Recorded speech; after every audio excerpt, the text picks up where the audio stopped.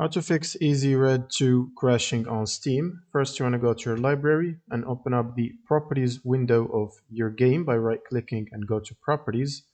And then under Launch Options, you want to add the following command, -dx11.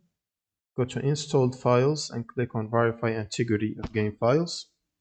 Now, once this is done, you can close out of this and close Steam. Next, you will need to open up your GPU app where you can find updates. So for NVIDIA, it's the NVIDIA app. Go to the drivers section, and from here, download and install the latest Game Ready driver. And once you install it, you will need to open up your browser and then search for redistributables by typing redist in the search bar. Click on the first link and then go to this second table right here. And then you will need to download the 86 and the 64-bit versions and install both of these for Windows. Or you can repair the installations if you have them already installed. And once you're done, you will need to reboot your system.